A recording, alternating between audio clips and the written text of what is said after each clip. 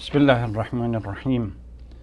الحمد لله رب العالمين، نحمده ونشكره على هدايته وعلى كمال الدين وإتمام النعمة علينا أن هدانا لولاية علي بن أبي طالب عليه الصلاة والسلام، ثم الصلاة والسلام على سيدنا ونبينا وحبيب قلوبنا أبي القاسم المصطفى محمد وعلى آله الطاهرين وأصحابه الطيبين الطاهرين. Sisters and brothers, Assalamu alaikum wa rahmatullahi wa barakatuh. Welcome to another program, another session of our recording program. We begin this session focus on the concept or the incident of Ghadeer, khum. Since a few days ago, millions of Shia Muslims around the world celebrated this event. Whether they are the majority, the Twelvers, or the Zaydis, or the Alavis, or even the mystics and the Sixes in both of their designation, the Ismailis and the Buhris, they all celebrated this event. A hadith we have from Ahlul Bayt clearly indicates that this Eid is far more significant and important and pivotal compared to other a'yads that we have, which is Eid al-Fitr and Eid al-Ghadeer and Eid al-Adha. And there is a reason for it that unfortunately is missed in the midst of celebration and so on, that essence and the crux of the matter within Eid al-Ghadeer and the whole incident of Ghadeer is somehow forgotten. The verse in the Holy Quran in Surah Ma'idah, second part of the verse number 3, Al-Yawm akmaltu lakum dinakum wa atmamtu alaykum ni'mati wa raditu lakum al-Islam dina, clearly underscores the importance of this hadith, of this event. Today I have perfected your religion for you and have completed my blessing upon you and chosen Islam as a way of life for you. All commentators of the Holy Quran, they concur that this verse was revealed during the farewell Hajj or pilgrimage that the Holy Prophet took up around the end of his life, and particularly during the farewell sermon. However, there is a difference between the Shias and the Sunnis regarding the exact position and location where this verse was revealed. The Sunnis, majority of the Sunnis, not only disagree with the Shias, or they claim that this verse was revealed not in Ghadeer Khum but in Mount Mina, Mount Arafat, the way where the Holy Prophet was delivering his sermon. And the issue of ikmal and itmam, that this verse, completion and perfection, that this verse alludes to, they say if you look at the early verse, the early part of the same verse that talks about prohibition of certain foods, then according to them, this prohibition clearly indicates that now the Islam has reached the point of its kamal and tamam. I'm not here to discuss or debate this point of view, although there is plenty to say about this kind of claim. First of all, the notion that prohibition, the command for prohibition, becomes the source or the foundation for the ikmal and itmam, it's not logical or rational, because there are a number of other verses in the Holy Quran in different chapters before this verse that the issue of juristical parameters of what we can eat, what we cannot eat, clearly outlined. So if they already have been outlined, they cannot be now the source of kamal and tamam. Now, the Shia commentators claim that this particular verse came after the sermon of Ghadeer, in which the Holy Prophet delivered the sermon, probably one of the longest and most extensive sermon that covers all aspects of basic fundamentals of Islam, the theological part, and focuses on what we call the most pivotal concept of leadership. I strongly advise our viewers to go and look at this, the khutbah or the sermon, and you see it, how the Holy Prophet crafts the sermon, delivery of the sermon, not only how he delivers it and under what circumstance he delivers it, but also how the intro into the presentation of the theme, and how he concludes by it. Here I think it's necessary to give a little bit of a brief account of Ghadeer Khum. Khum is an oasis in the Arabian desert between Mecca and Medina, but located in a kind of a position in which roads that people coming from different parts of the Muslim world will part company. Certain people are going to Yemen, other people are going to Iraq, other people are going to Medina, and naturally others going some other places. And it is an oasis in the middle of the desert. When we have no water, and there is water, it naturally, there is vegetation, and creates the place where people can rest. So once on the way back from Mecca to Medina, most of the people that accompanied the Holy Prophet, and it is interesting how the Holy Prophet publicized for this event. Message went around that the Holy Prophet said that I feel that my time is coming to an end, and hence I have decided to go to Hajj as a final pilgrimage. This notion of being with the Holy Prophet during the last pilgrimage of his life created the zeal within the Muslim community, early Muslim community at the time, both those who what we consider munafiqun or munafiqeen, and those who were truly supporters of the Holy Prophet. And they all went with the Holy Prophet. Historians claim that between 80,000 to 130,000, which is a significant number at that time, people accompanied him during the Hajj.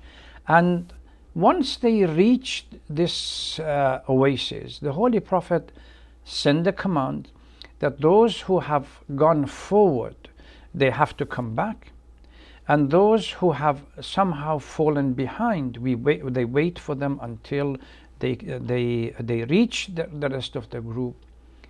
According to a hadith, the Holy Prophet commanded Abu Dhar and Salman to go and identify the particular location for them, which was a little bit higher than higher ground, and put from the saddles that they use for the camels or anything else, and create some kind of an elevated podium for the Holy Prophet to deliver his sermon. Salman and Abu Dhar found a tree and covered the branches with some cloth or material, so that a little bit of shade is created. And the Holy Prophet delivered his sermon. Now, I don't want, because it takes a long time, in the segment that the Holy Prophet wants to transition into this idea of appointing Amir al-Mu'mineen salawatullah wasalam alayhi as successor.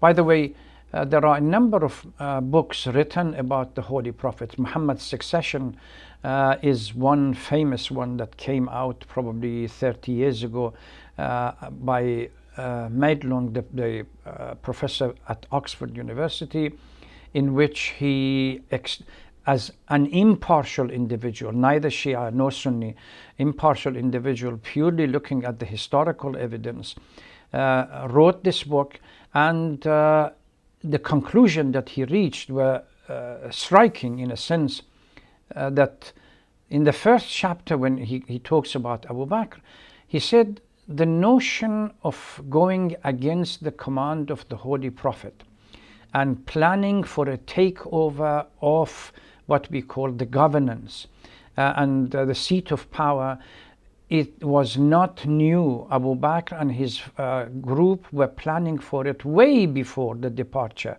of the Holy Prophet. And this tallies with the hadith from Amir al-Mu'mineen salawatullah salam alayhi, when he was asked during the period of Khilafah. Somebody came to him and said that, Ya Amir al-Mu'mineen, do you think that if the Holy Prophet had a child, a boy, naturally the Arab mentality, had a child that was mature enough and old enough to take the responsibility of leadership, do you think that Quraysh or Arab in general would have dealt with him in the same disrespectful manner that they dealt with you? He said, yes, unless the son would have done exactly as I have done, which has to compromise with them.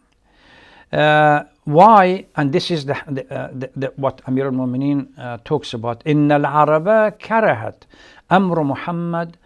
The Arab hated the position of the Holy Prophet. وَحَسَدَتْهُ عَلَى مَا آتَاهُ اللَّهُ مِنْ فَضْلِهِ. And they envied the position that the Holy Prophet was granted by Allah subhanahu wa ta'ala. وَأَجْمَعَتْ. This is the point that I believe somehow Maidlung has found this hadith. وَأَجْمَعَتْ مُذْ كَانَ حَيًّا عَلَى صَرْفِ الْأَمْرِ عَنْ أَهْلِ بَيْتِهِ بَعْدَ مَوْتِهِ.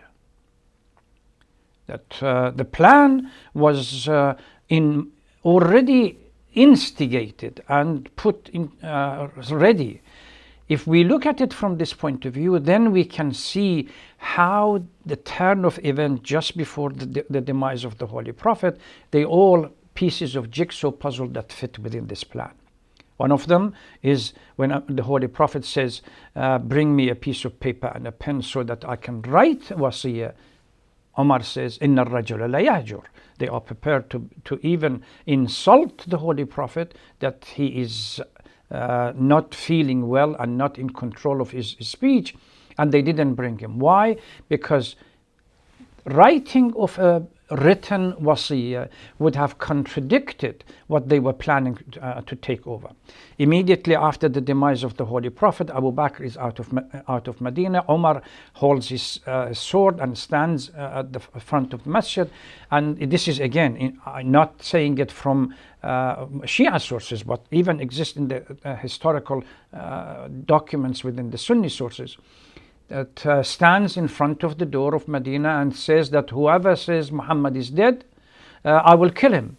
And Muhammad simply elevated, like the Messiah, elevated to the sky, will come back. Waited until Abu Bakr came back from his trip to Medina within a day, and the whole thing changed. Abu Bakr had to remind him that no, we have a verse in the Holy Quran that Muhammad dies. Now the plan is in motion. Abu Bakr, the second component of the plan, is ready. Now we can dispense with the idea of now Muhammad is not dead, and we get back to Saqifa and everything else.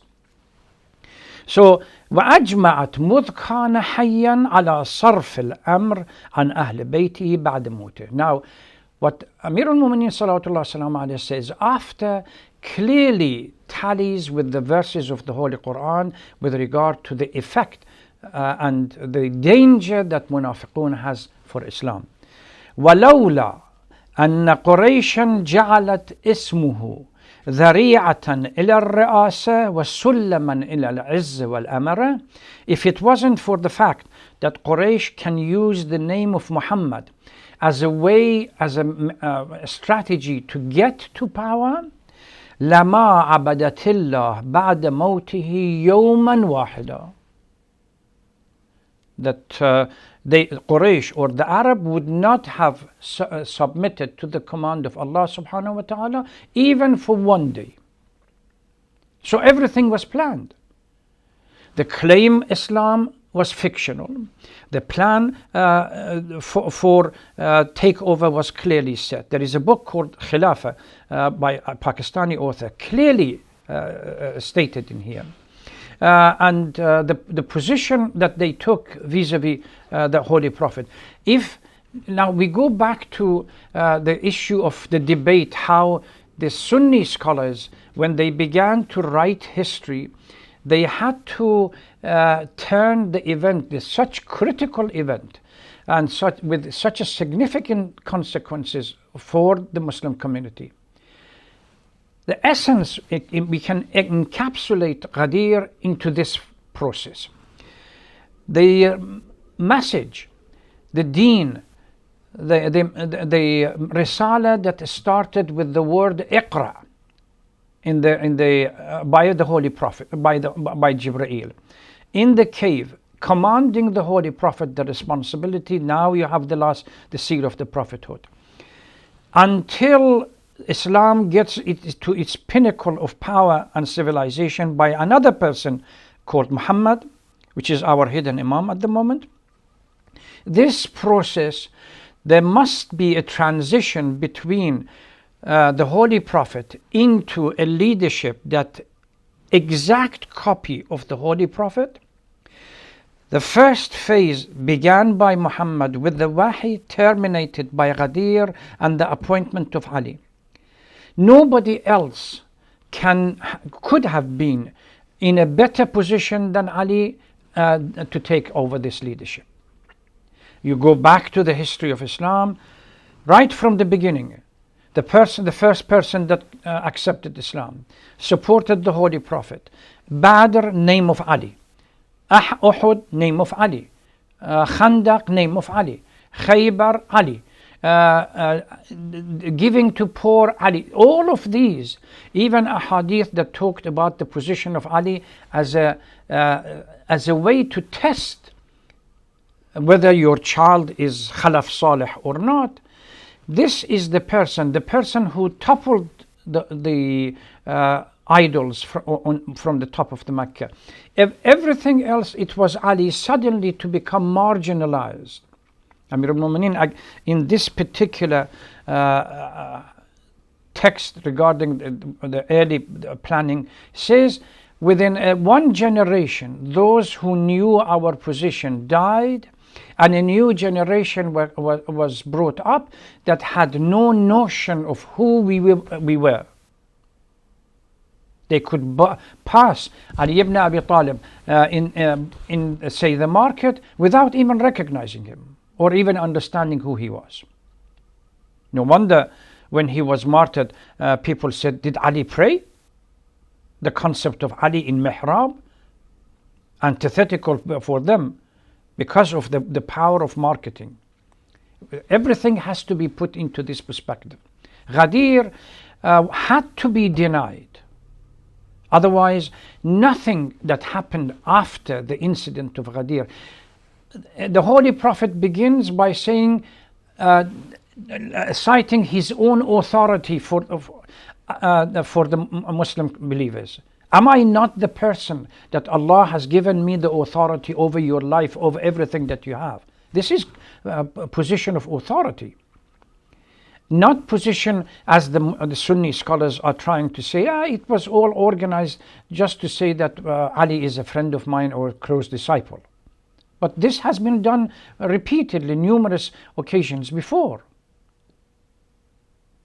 So there was not necessary to call people to come back, those who are not yet reached the destination, to stand on the middle of the heat of the day, so that it is hacked in their life and in their mind.